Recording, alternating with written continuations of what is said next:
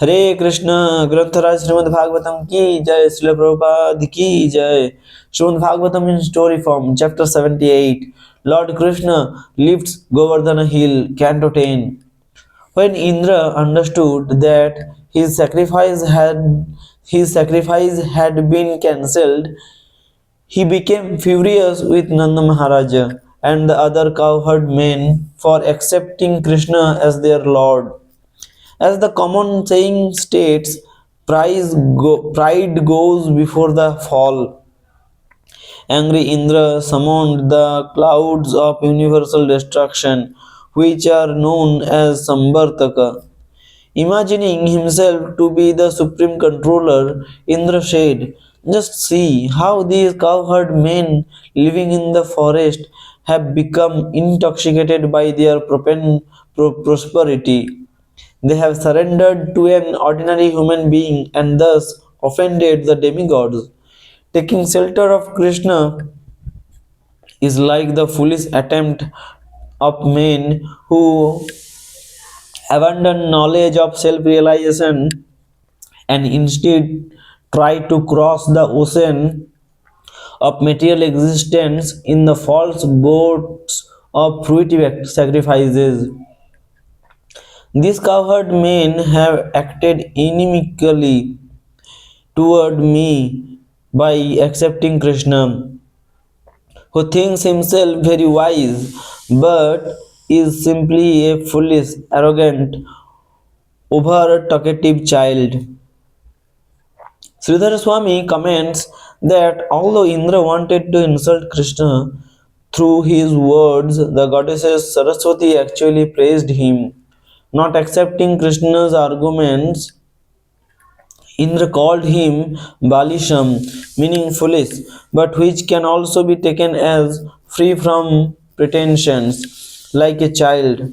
Stabdham means arrogant, but can also be taken to mean that Krishna bows down to no one because he is the supreme. Agyam means foolish, but can also be taken to mean that there is nothing more for Krishna to know, because he is omniscient. Pandita Maninam, that means there is nothing more for Krishna. Pandita Maninam means thinking himself very learned, but could also be taken to mean that Krishna is honored by all knowers of the absolute truth. Krishna Martyam means Krishna, an ordinary human being, but could also be construed as, although Krishna is the Supreme Lord, he nevertheless appears in this world as a human being out of affection for his devotees. Indra told the clouds, "The people of Vrindavana have become mad with pride, and this has been further aggravated by Krishna. Go now and cut down their false pride by destroying all of their animals." At first, the clouds were afraid to execute Indra's order, and so the king of heaven reassured them by saying, "I will follow you, riding upon Airavata, and I will be accompanied by the powerful wind gods, who will decimate the village of Nanda Maharaja." Being so ordered and released untimely from their bonds, the clouds of universal destruction went to the pasturing grounds of Nanda Maharaja and began pouring down torrents of rain.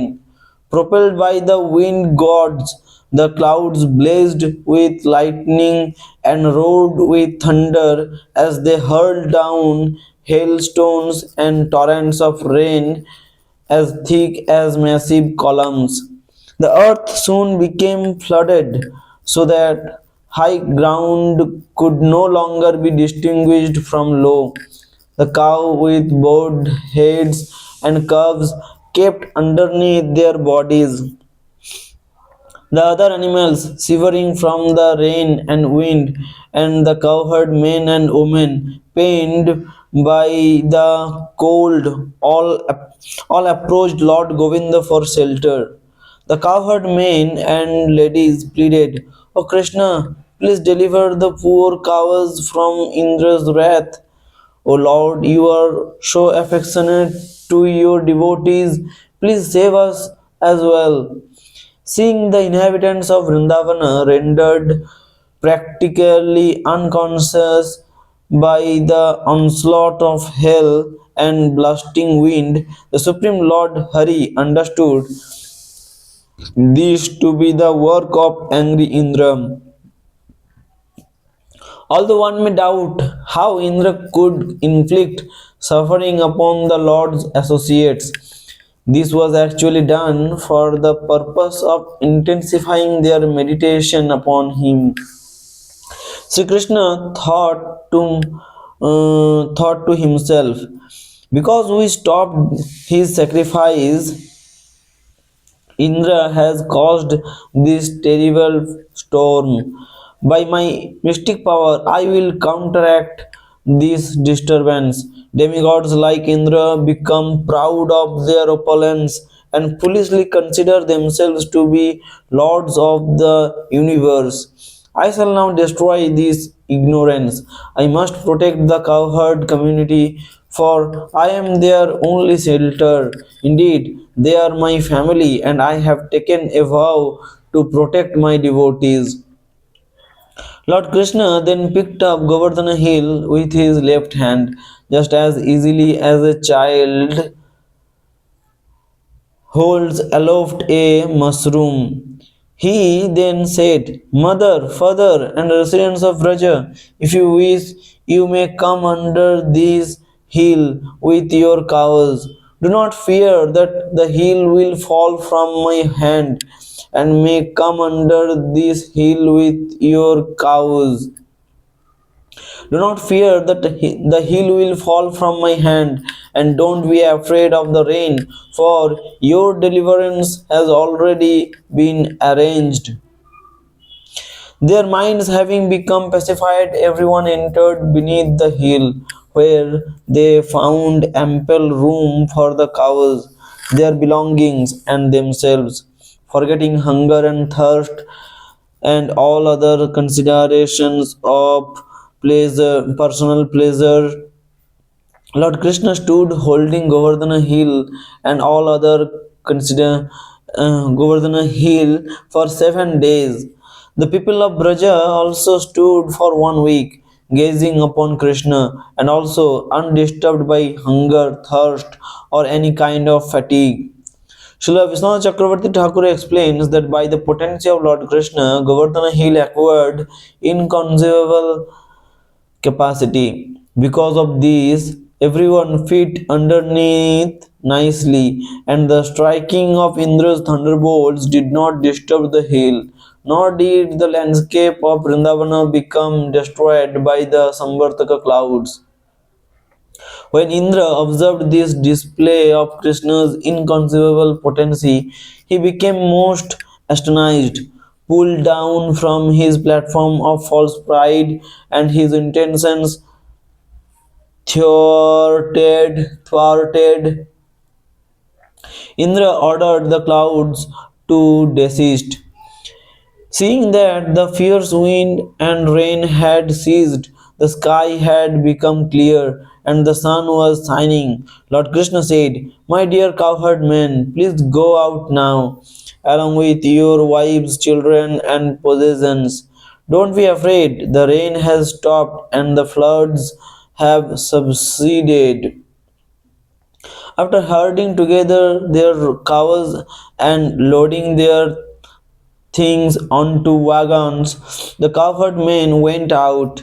Then, while all living beings looked on, the Supreme Personality of Godhead put down Govardhana hill in its original place, just as it was before.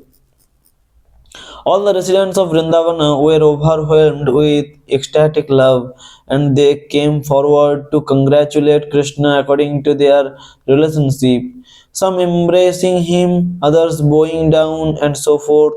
The cowherd women presented water mixed with yogurt and unbroken grains of barley corn as a token of honor while showering auspicious benedictions upon Krishna. Mother Yashoda, Mother Rohini, Nanda Maharaja, and Balarama all embraced Krishna and offered him their affectionate blessings.